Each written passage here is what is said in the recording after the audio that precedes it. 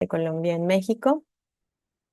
El día de hoy vamos a tener la presentación de la candidata a PhD, Luz Ángela González Salazar, para que conozcamos un poco de la trayectoria que ha tenido ella. Es bióloga con maestría en biotecnología y tiene experiencia en microbiología, en análisis bioinformático y biología sintética. Actualmente cursa su doctorado en biotecnología en el Tecnológico de Monterrey, donde investiga genómica comparativa, clonación modular y expresión heteróloga en streptomices.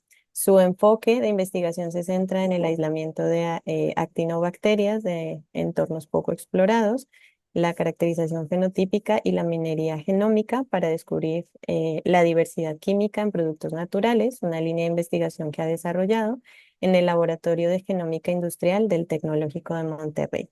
En cuanto a su experiencia internacional, ha realizado estancias de investigación en Cenebiot, Conare, Costa Rica, donde aplicó técnicas de HPLC, MSMS para la detección de productos naturales, y en la Universidad de Oviedo, España, donde adquirió conocimientos avanzados en clonación modular y ensamblaje de clústeres biosintéticos.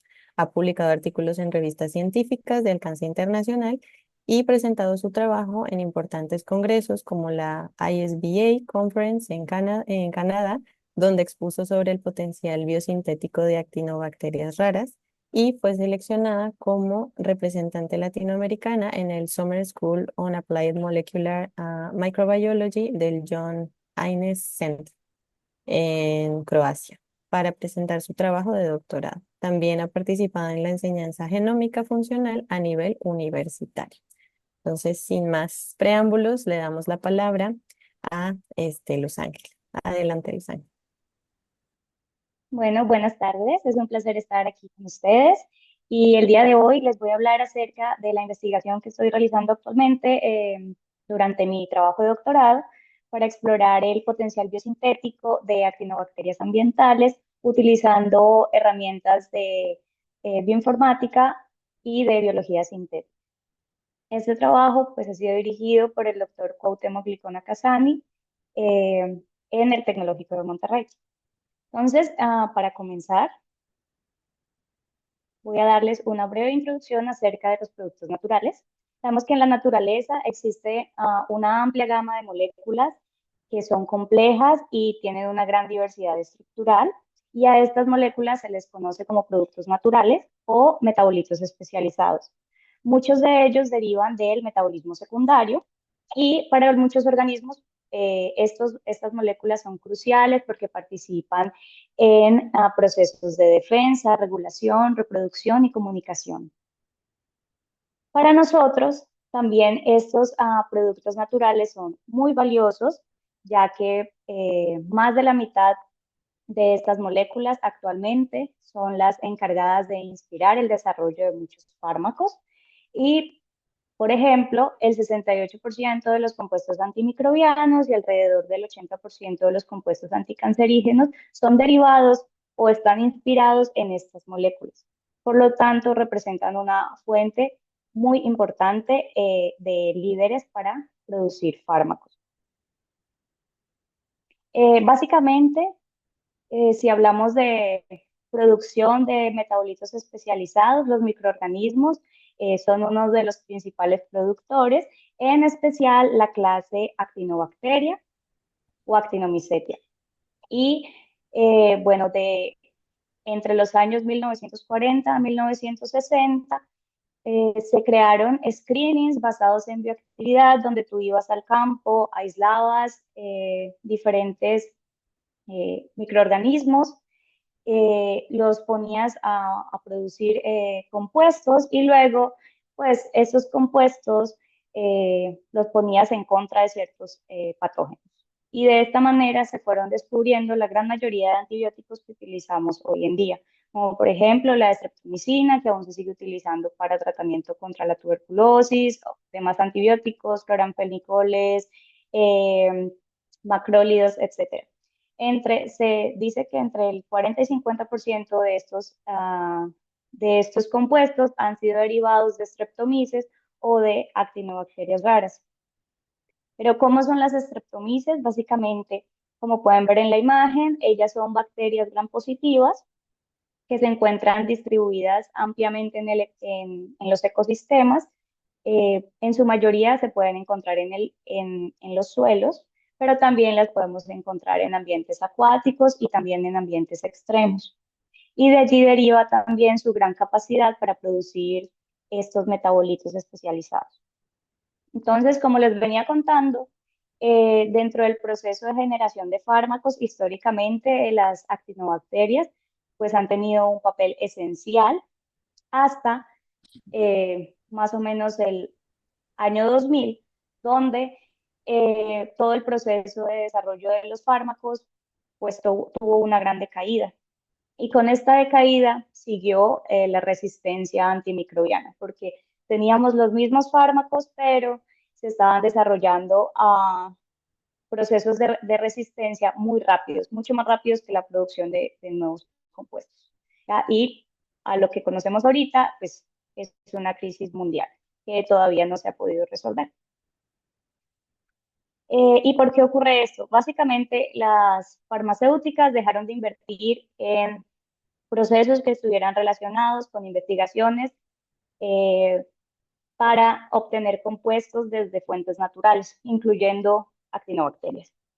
Y esto se debe a que el proceso para generar un fármaco, pues es un proceso largo y costoso. Más o menos para producir un fármaco, el tiempo estimado es de alrededor de 14 años, con una inversión de más o menos 2 billones de dólares.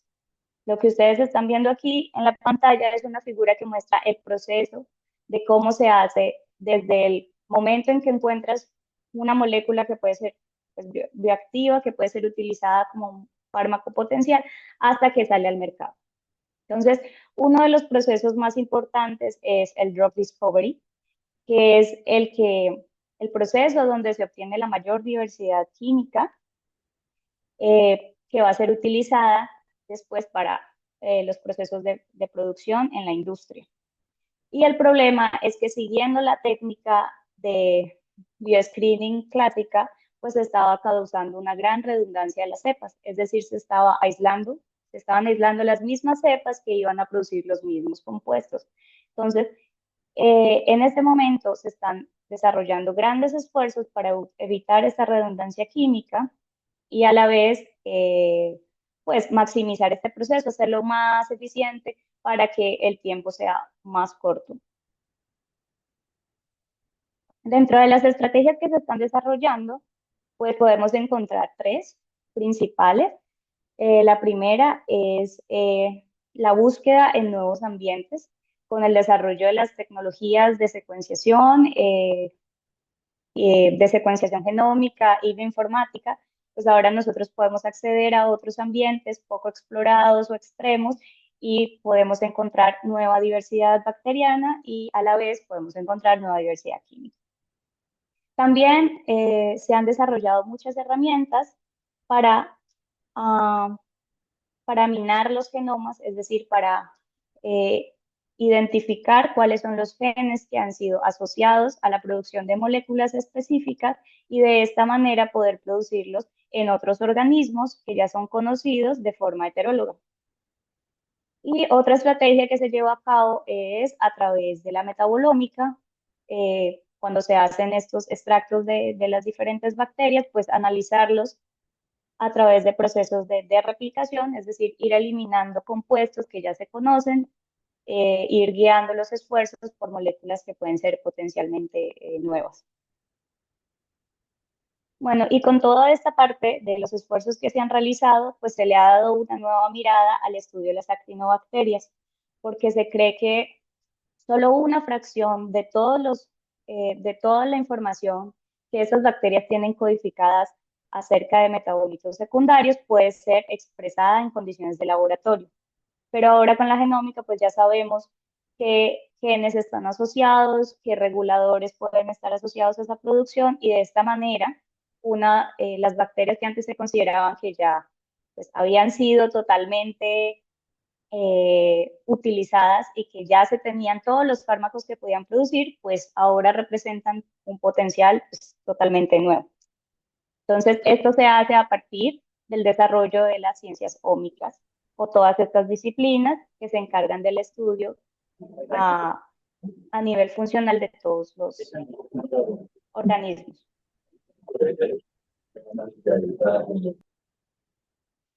Bueno, eh, en esta presentación yo me voy a enfocar acerca de los pipelines que están basados en bioinformática.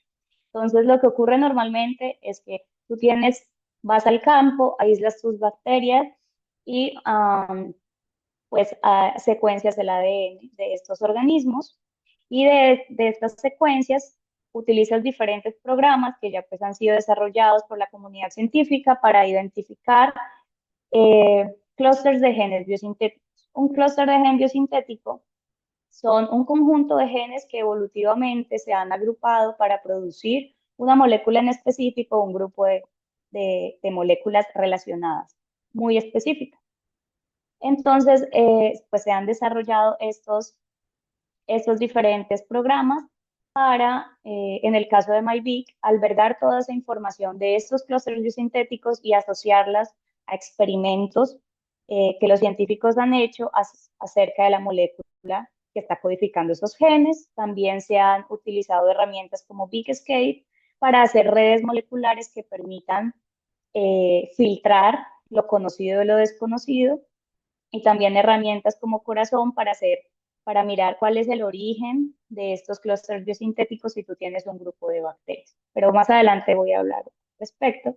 Cuando ya has utilizado todas estas herramientas y has hecho un filtrado, dependiendo de lo que tú quieras, pues el compuesto ya pasa a ser cultivado a mayor escala y a la identificación de la molécula como tal, ¿no? En el caso de mi trabajo, nosotros nos enfocamos en aplicar todos estos conceptos, tanto el de explorar ambientes raros, diferentes, como utilizar herramientas bioinformáticas y de biología sintética en el ambiente de Cuatro Ciénegas.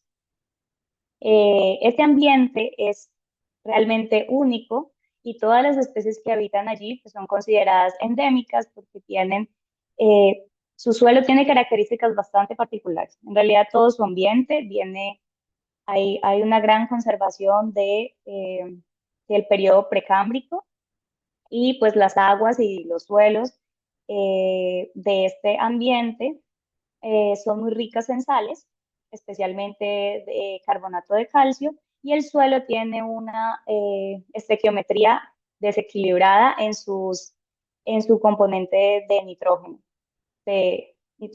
en su componente de nitrógeno-fósforo. Es decir, eh, por cada 16 partes de nitrógeno hay una de fósforo. Entonces, esta estequiometría eh, pues es bastante difícil en el sentido ecológico de la supervivencia de los organismos, porque ellos pues necesitan el fósforo para vivir y han desarrollado pues la capacidad de obtener esos recursos para su supervivencia de una forma particular y esto a su vez promueve el desarrollo de metabolitos especializados. De hecho, se han realizado estudios previos en este ambiente, se han aislado bacillus, pseudomonas, actinobacterias y últimamente se están estudiando arqueas por las mismas características del ambiente al ser tan primitivo. Entonces, o sea, anteriormente se ha evaluado la capacidad biosintética de este sitio y se ha mostrado que existen, por ejemplo, gran cantidad de sideróforos, moléculas que captan metales en estos organismos, pero pues faltan mucho más estudios de bioprospección en este lugar. Así que nosotros empezamos a realizar una colección de cepas, que son las que ustedes pueden ver allí. Empezamos a correr todo este pipeline bioinformático que les mostré anteriormente con diferentes programas y nos dimos cuenta que realmente la diversidad en este lugar es muchísima. Tanto así que los puntos que ustedes pueden ver en la pantalla son clústeres biosintéticos que están codificando para algún grupo de moléculas, pero muy pocos se encuentran agrupados y muy pocos se encuentran asociados a algo conocido. Por ejemplo, en este caso solo podemos ver esta red que está unida. Todos los demás son singletons o VGCs que no se parecen en nada a lo que se encuentra en las bases de datos. Entonces, manejar esta diversidad es un poco difícil a través de estas redes, sobre todo cuando tú tienes bacterias que tienen un potencial biosintético pues muy amplio. Así que la primera pregunta que nos hicimos fue cómo priorizar esta diversidad química cuando todo es novedoso y si existe una forma de cuantificarla, porque las redes, aunque nos ayudan mucho visualmente para identificar los clústeres biosintéticos, pues es muy difícil hacer una comparación entre cepas y decir, esta definitivamente tiene mayor novedad biosintética que otra. Entonces, para esto desarrollamos una métrica que se llama BINI o Biosynthetic Novelty Index, que toma las distancias de estas redes que se hacen moleculares entre los grupos, que son estas que ustedes ven aquí, y el número de cada uno de estos nodos o clústeres biosintéticos dentro de cada genoma. Y lo que ocurre es que esta métrica pues te va a hacer una medida y te va a rankear tus cepas, pues los genomas de tus cepas, dependiendo de la novedad de esos clústeres biosintéticos. Y de esta manera tú vas a seleccionar con cuál cepa te quedas y puedes dirigir todos estos esfuerzos de bioprospección. Así que nosotros, para estandarizar esta métrica, primero utilizamos genomas que pertenecían al NCBI de diferentes géneros de actinobacterias y también de actinobacterias en diferentes contextos ecológicos. Entonces, por ejemplo, tomamos géneros de bacterias raras, que son consideradas actinobacterias raras, es decir, que se aíslan en muy baja frecuencia de estos ambientes también poco explorados, porque pues se tiene la premisa de que ellas tienen una gran capacidad biosintética y que puede ser muy novedosa. Entonces lo que hicimos fue comparar diferentes géneros y nosotros también en estas estrellas que ustedes ven aquí, pues agregamos dos de nuestros aislados que eran de Cuatro Ciénegas y que también pertenecían a estos géneros raros. Y como podemos ver, nuestras bacterias de Cuatro Ciénegas, pues presentan un alto índice de novedad en sus clústeres. También quisimos ver qué pasaba con bacterias que fueran de géneros raros, como Micromonospora, y bacterias de géneros comunes en ambientes que son pues bastante específicos, como por ejemplo endófitos de plantas, y que se dice que también tienen una alta novedad por las mismas características del ambiente donde se encuentran. Entonces, tomamos estas bacterias, estos genomas, y los comparamos con nuestras bacterias de Cuatro Ciénegas de un género común como es Streptomyces, que son las productoras por sí. Y nos dimos cuenta que definitivamente nuestras Streptomyces de Cuatro Ciénegas, a pesar de no ser de un género raro, aún así su novedad biosintética es bastante grande. Y bueno, ya dándonos esta idea y resaltando ese potencial que tiene este ambiente y las bacterias que se aislaron de esto, pues de nuestra colección aplicamos el índice Vini para seleccionar las mejores candidatas que fueron utilizadas para hacer biología sintética, que era lo que nos interesaba al final. Entonces, seleccionamos dentro de nuestro ranking las dos con más alto Vini, bueno, uno de los más altos fueron estas dos que ustedes pueden ver ahí, Streptomyces 219, nuestra cepa, y 224B, que es, les diré, la cepa blanca y la cepa rosa, para hacerlas diferentes. Y nosotros nos enfocamos dentro de su genoma en la búsqueda de péptidos. Los péptidos son compuestos, o sea, son familias químicas relativamente sencillas de sintetizar, sencillas de trabajar, son moléculas más pequeñas y por eso es interesante utilizarlas como fármacos. Y también muchos de los compuestos antibióticos y antimicrobianos son péptidos, por eso nos enfocamos mucho más en estas familias. Así que seleccionamos dos clústeres biosintéticos, uno de NRPS, que más adelante les voy a explicar, consiste en las NRPS, son péptidos no ribosomales, y otra familia que son los antipéptidos, que son péptidos ribosomales, pero que sufren modificaciones después de la traducción. Entonces, ahora les voy a mostrar un poco de lo que estoy realizando en el laboratorio y acerca de cómo se aplican técnicas de biología sintética en estos clústeres. Bueno, empezando con el primer clúster de la bacteria rosa. Es un lantipéptido. Los lantipéptidos son productos naturales que pertenecen a la superfamilia de los RIPS, que les comenté anteriormente, que son péptidos que el ribosoma los produce, pero después de la producción en el ribosoma, ellos sufren modificaciones. Y esas modificaciones les generan una gran diversidad y a la vez esa diversidad genera actividades biológicas bastante interesantes. Los RIPS, como han sido estudiados durante bastante tiempo, por ejemplo, la nicina se utiliza como conservante de los alimentos, es un RIP, y lo que ustedes ven en rojo son los enlaces característicos de estos péptidos, que son de lantionina o metillantionina. Ellos, por su estructura tan compleja como la que observan con la nicina, pues se han estudiado mucho porque a las bacterias les cuesta más generar resistencia de estos péptidos. Por lo tanto, pues son bastante interesantes dentro del desarrollo de fármacos. Y a su vez, al ser pequeños, tienen otras características que les permiten, pues, tener una gran especificidad, ser utilizados. Y un poco acerca de la biosíntesis, como les decía, ellos se producen en el ribosoma. En el ribosoma se genera un péptido líder y un péptido core. El líder va a tener toda la información de las modificaciones que se va a realizar en el core y básicamente dependiendo de la familia hay diferentes pasos de modificaciones. En nuestro caso es un antipéptido clase 1, entonces va a sufrir un proceso de deshidratación de dos aminoácidos, serina y tronina. Luego estos aminoácidos que se deshidratan, sufren un proceso de ciclación y esto es lo que forman los enlaces de lantionina o metillantionina.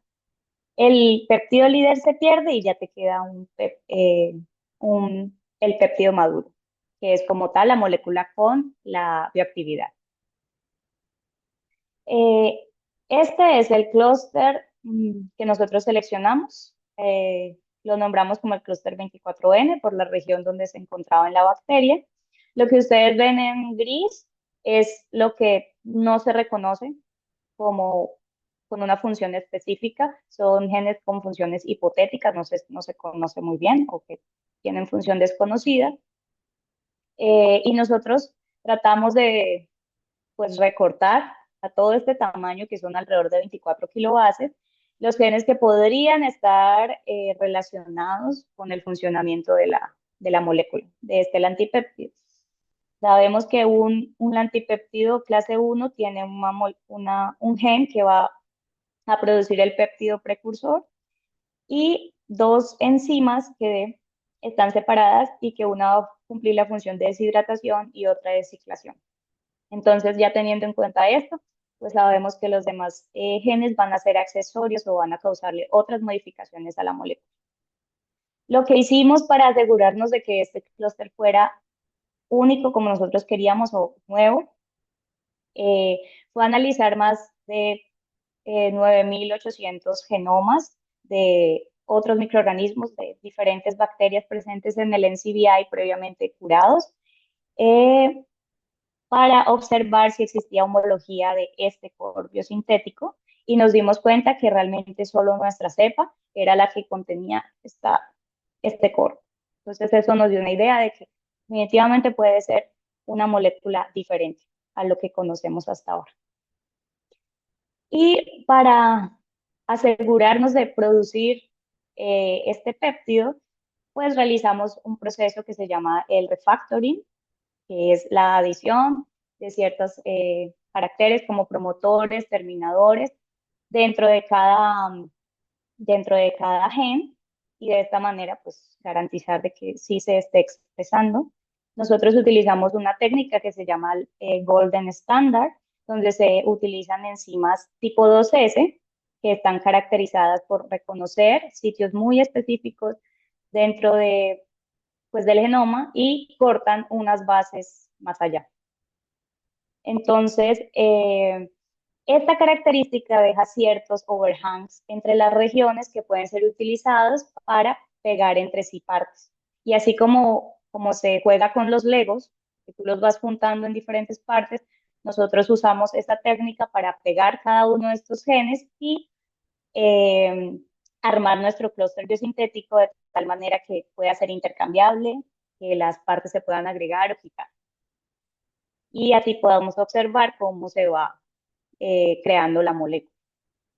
Entonces, básicamente, este Golden Standard está compuesto por diferentes niveles que son jerárquicos. El nivel 0 va a contar siempre por un promotor, un RBS que permite la unión con el ribosoma, un CDS que va a ser cada uno de nuestros genes del clúster y un terminador.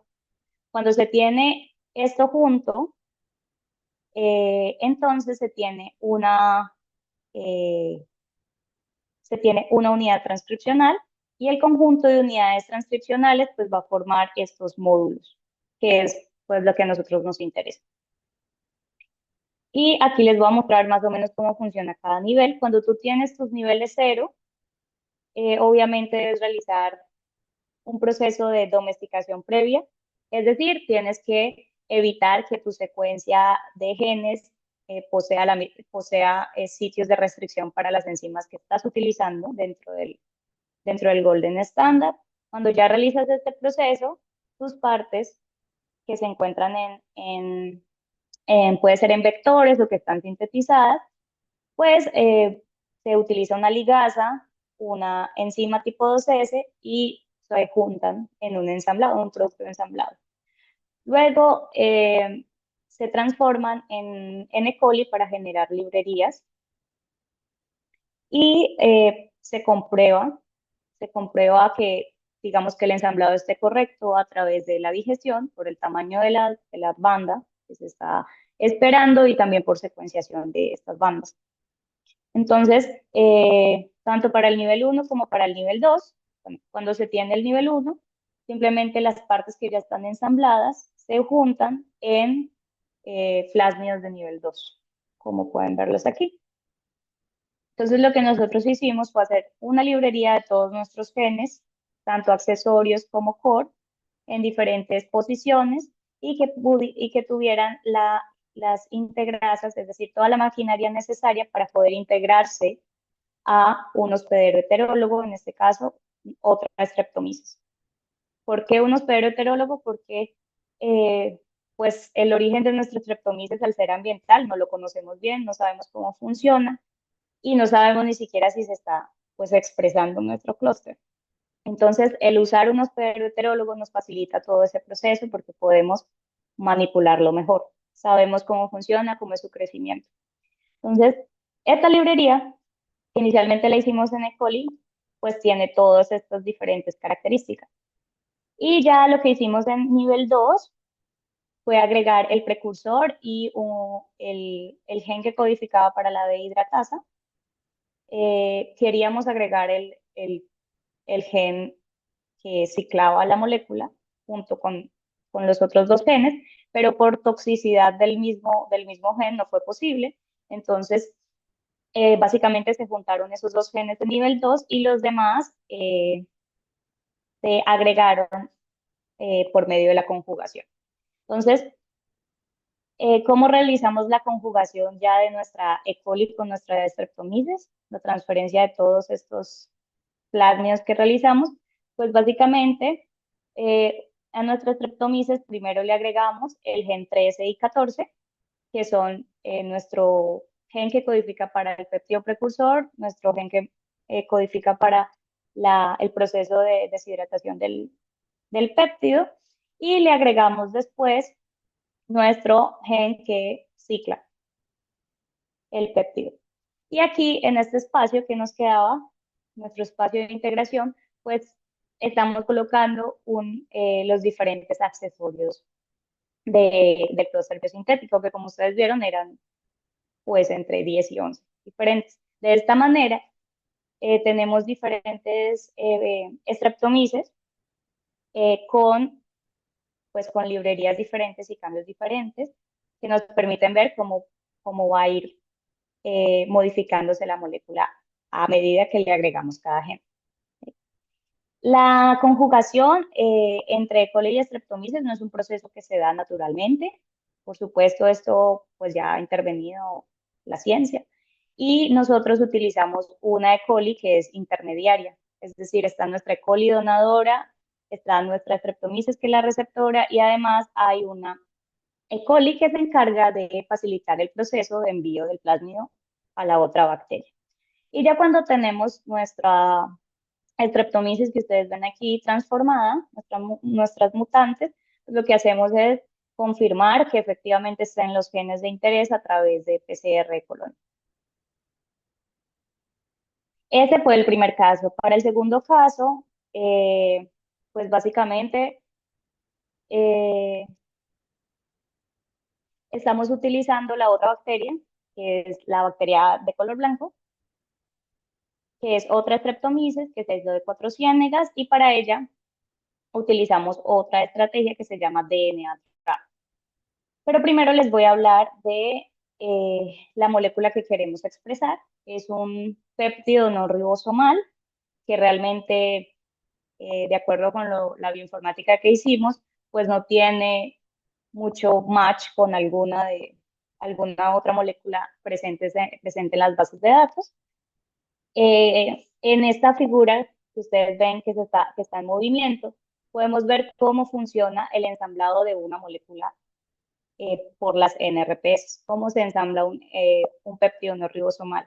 A diferencia de los péptidos que nosotros conocemos, que se producen con el dogma central, replicación, transcripción, traducción, y se forma el péptido, las bacterias tienen otros sistemas que les brindan una diversidad de compuestos, entre ellos están estas enzimas, que son las enzimas no ribosomales, y bueno, la síntesis se da totalmente independiente de los ribosomas, ella es la que escoge con qué aminoácido empezar y de esta manera, como si fuera una fábrica, ella va a ir pasando los diferentes aminoácidos para que sean modificados a través de dominios que ella misma tiene y que están formando módulos biosintéticos.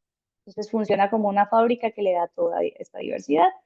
Y a su vez, pues estos productos tienen propiedades farmacológicas muy importantes. Por ejemplo, hay antibióticos que son NRPS, como las vancomicinas, inmunosupresores como las ciclosporinas, todas vienen de este origen. No solo utilizan los aminoácidos que nosotros conocemos, hay diferentes variantes de aminoácidos no proteogénicos que ellas utilizan y esto incrementa esa diversidad y pues al ser ella la que elige qué aminoácido y en qué orden va, esto da mucha flexibilidad biosintética. Entonces, pues allí hay gran importancia a nivel industrial y médica en estos compuestos. Entonces, lo que hicimos fue básicamente,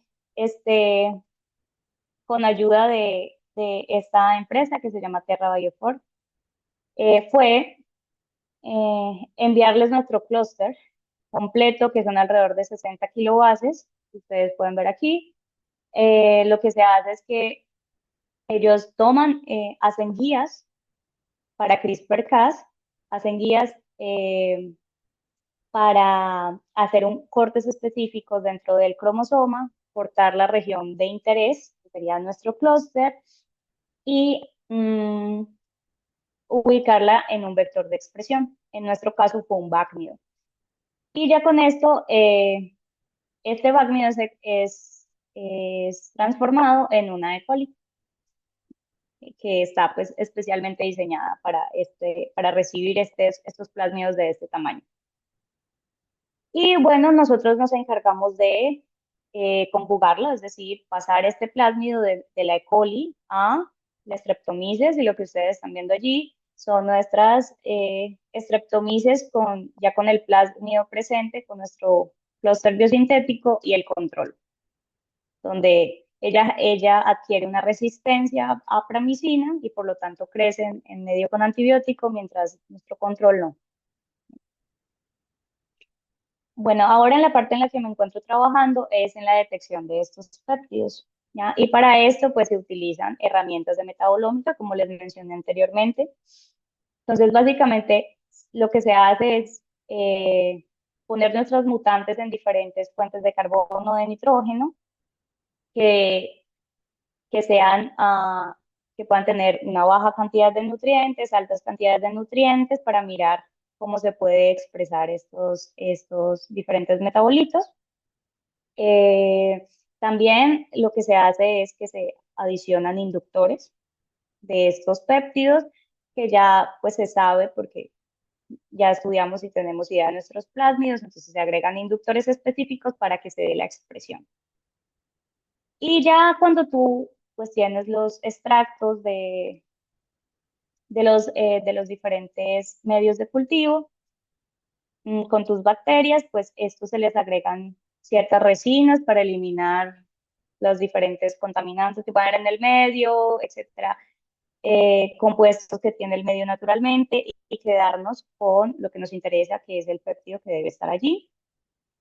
Básicamente se hacen varios procesos de filtración, se utilizan sí, metanol, diferentes compuestos que nos permitan hacer una limpieza, y ya después, pues todo esto pasa al HPLC. En el HPLC, pues va a haber una separación a través de la de cromatografía, va a haber una separación diferente eh, dependiendo del tipo de compuestos y de los solventes que se utilicen. Y luego esto fue pasado a masas, es decir, ocurrió una fragmentación de los iones, y estos, dependiendo de esto, nos va a dar un patrón de fragmentación específico dependiendo de los diferentes compuestos que tengamos allí. Y eso, pues todo esto lo da, lo, lo que lo almacena un detector. Y ya teniendo toda esta información de masas, pues lo que tú puedes hacer es crear redes como estas, redes de metabolitos. Entonces, estas se les llaman Feature-Based Molecular Networks, donde cada punto que ustedes ven ahí se parece a la de los clústeres, pero no tanto, porque cada punto aquí representa un patrón de fragmentación de una molécula. Entonces, tú lo que haces es hacer un seguimiento de todos estos patrones de fragmentación, y a partir de la masa carga de tu compuesto, pues vas buscando algo similar. Obviamente no es un trabajo fácil, requiere muchas otras herramientas en metabolómica, pero la idea es que aquí pues esté encontrando los dos compuestos que expresamos. Bueno, y ya para finalizar, agradecimientos de este trabajo. Es Quisiera agradecer al Centro de Biotecnología, a todos los colaboradores, por supuesto al doctor Cuauhtémoc Glicona, que fue mi asesor durante todo este proceso, todos los profesores que han participado en la enseñanza de todas estas, eh, de todas estas herramientas de bioinformática y biología sintética, y todos los estudiantes que han participado en el proceso, haciendo cada uno de estos niveles de análisis también. Y por supuesto a la red académica y científica por la invitación. Muchas gracias. Muchas gracias, Luz Ángela. Muy, muy, muy interesante tu plática. Pues es a otro nivel, ¿no? Así, de microscópico. No sé si tenemos preguntas en el público de los participantes que estuvieron.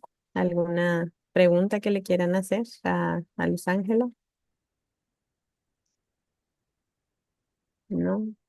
Sí, adelante, Natalie. Excelente tu trabajo, Luz Ángela, te felicito, súper interesante. Yo tengo más bien una duda, porque realmente nunca he hecho biología sintética.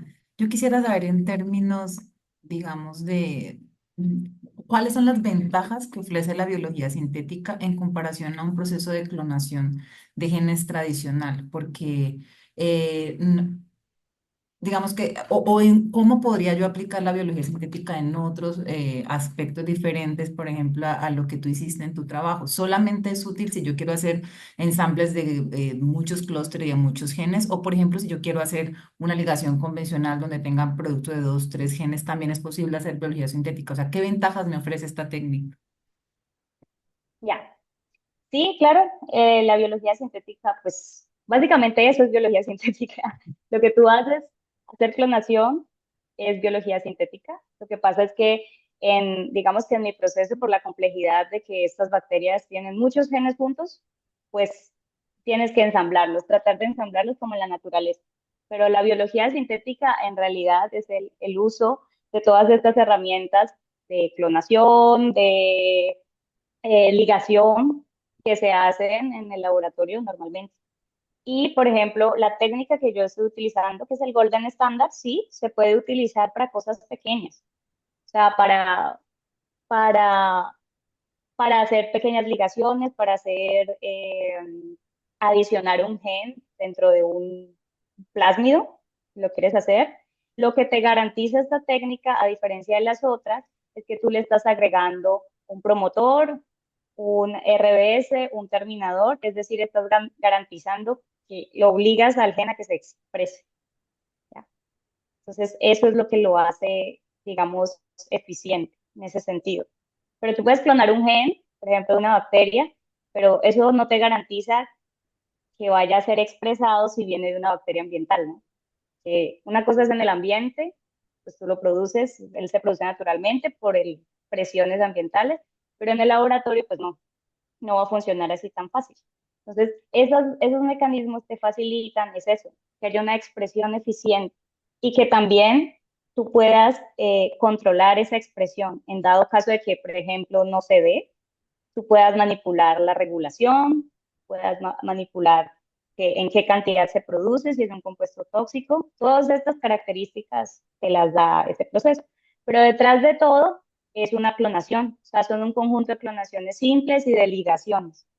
O sea, al final, lo que tú sabes, los conceptos básicos de clonación, son los mismos que utilizas, solo que a una escala mayor, una aplicación mayor. Todo eso está dentro de la biología sintética.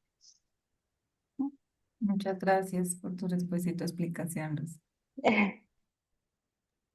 ¿Alguien más? ¿Alguna duda, pregunta para Luz Ángela? Ok, yo tengo una, pero es más metodológica y que llamó mucho mi atención. Nunca había escuchado, y bueno, yo trabajo con organismos gigantes, así que pues no, o sea, conozco los microorganismos, pero en un nivel muy básico, ¿no? Me llamó mucho la atención que dices que tienes como tres diferentes tipos de E. coli que hacen como diferentes procesos, ¿no? Como un receptor o un Ah, finalizador. ¿Cómo es posible tener como, o sea, eso, ¿no? Tener como el mismo organismo, bueno, la misma especie en diferentes como posiciones o diferentes, sí, no sé cómo se menciona, pero como esos tres tipos. ya. Bueno, lo que pasa es que cuando tú generas librerías de compuestos o de moléculas, pues todos estos genes están dentro de plásmidos. Esos plásmidos pues tienen una resistencia específica a un antibiótico, tienen sitios que por si esa bacteria quiere reproducirse con otra, pues lo puedes usar para que pueda ser transferido. Entonces, para que pueda hacer ese plásmido replicado. Entonces, esas bacterias pues son mutantes, ¿no? Esas bacterias ya están diseñadas así y lo que tú haces es que les agregas el plásmido de tu interés. Cuando uno quiere eh, reproducir un organismo como una E. coli con una Streptomyces, que tiene unas características totalmente diferentes porque son bacterias, aunque sean pues bacterias, se salen de todos los órdenes como de lo común. Entonces, siempre necesitas un intermediario para hacer el proceso, porque como no es algo natural y estas bacterias, su replicación no se da por fisión binaria como las demás, sino que ellas producen hifas, como los hongos.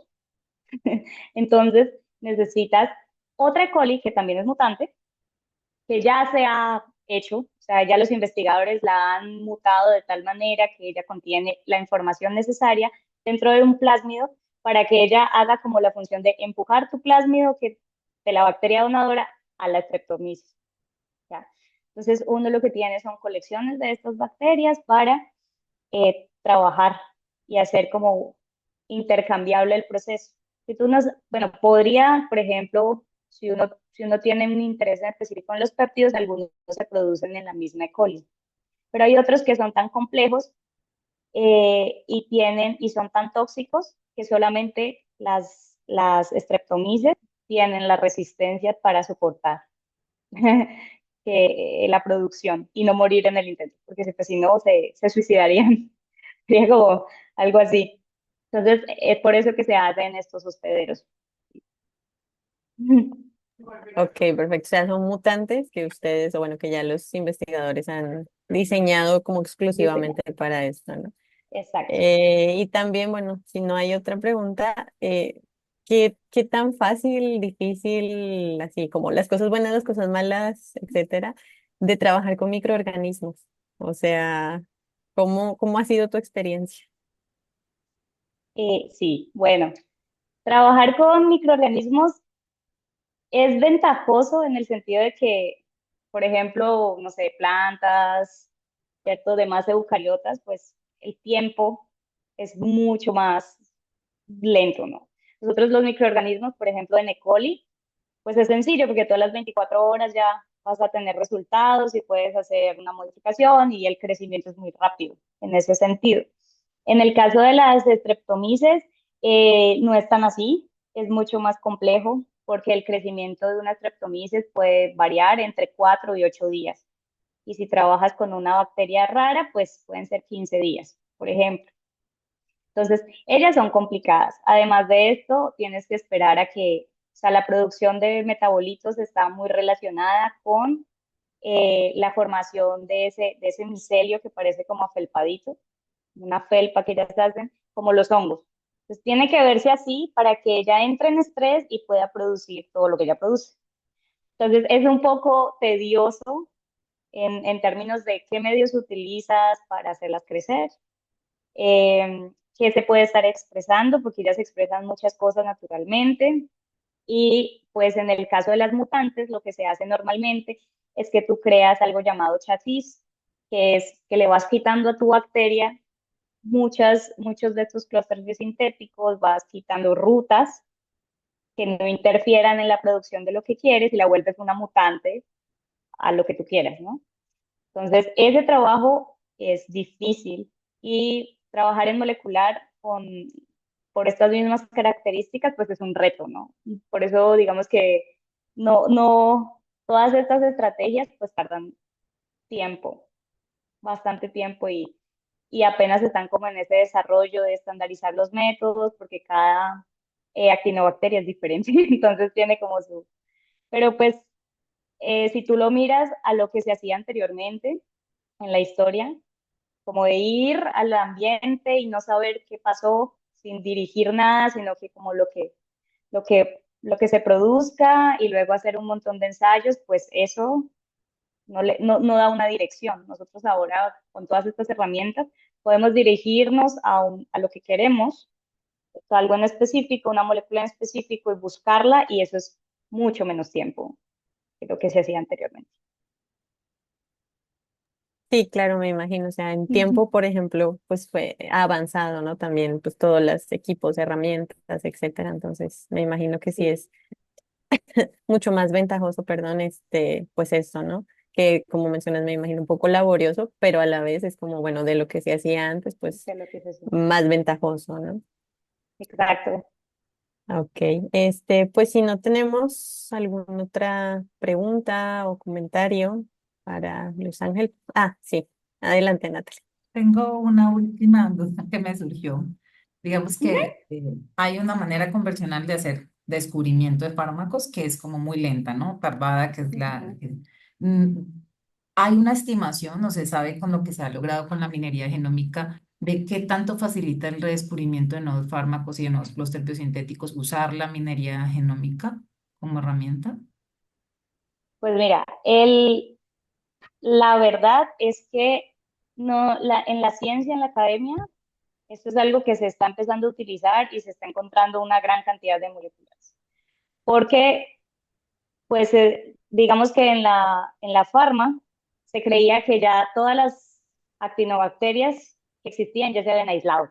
Y ya todos los compuestos que ellas tenían ya se habían producido. Pero como ya se empezó a secuenciar, se empezaron a secuenciar una gran cantidad de bacterias, pues ya dijeron, ya como que todo el mundo dijo, no, no puede ser. O sea, estamos viendo que aquí en el genoma de los 3 compuestos que yo veía que se producían, hay 30 más que ella no está produciendo en condiciones de laboratorio. Apenas algunas farmacéuticas están empezando a cambiar eso, porque ellas conservan gran cantidad de estas colecciones de actinobacterias y apenas están empezando a utilizar esto para priorizar la búsqueda de fármacos. No sé exactamente cuánto, pero sí sé, por ejemplo, que en este año eh, la FDA aprobó un nuevo antibiótico que es para infecciones urinarias, que viene de productos naturales y que ya se produce con lo que se llama ahorita la técnica de target screening, que es una técnica que ellos hacen donde ya utilizan bioinformática para mirar diferentes moléculas y mirar a dónde pueden ir dirigidas, como que van dirigidas a este patógeno o a otro, sí. Pues todavía, o sea, en este año he visto que inspiradas en productos naturales, más o menos 20% de los compuestos que han sido aprobados, pues son de productos naturales, el resto son de pequeñas moléculas, péptidos que se han aislado, que se han sintetizado, etcétera. Pero apenas están utilizando estas técnicas, o sea, se están empezando a implementar, porque pues precisamente ellos estaban como con la idea de que no, necesitamos hacer algo que sea rápido y así, y pues esto ya no está funcionando. Entonces, cuando ya esto se empezó a desarrollar, porque pues ha sido muy reciente, es donde apenas se está empezando a aplicar. Y allí es donde se hace como una unión entre la academia y la industria. Entonces ya ellos buscan a las personas en la academia y dicen, ok, esta persona sabe toda esta parte de búsquedas, de proteómica, de bioinformática, y ya ellos dicen, ok, hagan ustedes esa parte y nosotros nos encargamos de la producción. Pero sí, o sea, sí hay casos donde se han, o sea, yo conozco casos de investigadores que ellos trabajan junto con las farmacéuticas y ya tienen sus compuestos a nivel fase 2 de clinical trials, o sea, ya están muy cerca de lograr la aprobación. Aunque el proceso también es un proceso lento, ¿no? No tanto por la investigación, más por todo lo que se tiene que hacer para aprobar una molécula, para que sea de uso. Pero, o sea, como tal un número no, pero sí sé que se está implementando para producir nuevos compuestos. Muchas gracias. Hay una pregunta. Sí, tenemos una pregunta en el chat. Dice, más o menos, ¿cuándo consideras desde tu perspectiva que se podría lograr esa sinergia o que sea el boom para esta fase de desarrollo de fármacos? Pues no sé, un tiempo. Yo esperaría que cuando las farmacéuticas, tanto academia como farmacéuticas, logren esa unión. Es un tema complicado, ¿no? El lograr que muchos de los trabajos de academia tengan una aplicación y lleguen a tener los recursos pues, para llegar al mercado. Yo sé que sí se hace en Estados Unidos, en Canadá, por ejemplo. En Latinoamérica, pues tendríamos que empezar. Sí, es complicado, pero sé que sí hay investigadores que logran unir, o sea, logran hacer consultorías con la industria para hacer desarrollo de diferentes productos, no como tal fármacos, porque la farma es muy costosa. Eso es el problema más que todo. Pero yo espero que en un futuro sí se logre. O sea, eso sería, digamos que el estudio de los productos naturales, como se está haciendo ahora, llevará por ahí unos 30, 40 años, muy joven. Entonces, todo lo que se venga con las siguientes generaciones, pues le falta muchísimo camino. Entonces, yo espero que se logre prontamente. Pero sí, lo importante es generar esa colaboración de los dos lados, tanto de la industria como de la academia. Creo que ahora se puede, con todo esto de las redes, con todo esto de conocer colaboraciones, definitivamente se puede lograr mucho más que antes. Sí, claro. A ver, dicen en el chat, déjame abrir.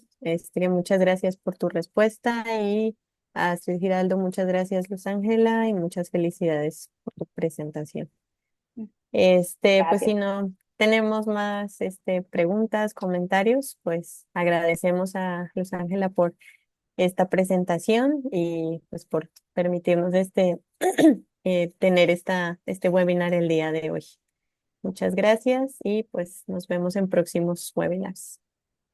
Gracias. Hasta pronto, bye. Bye.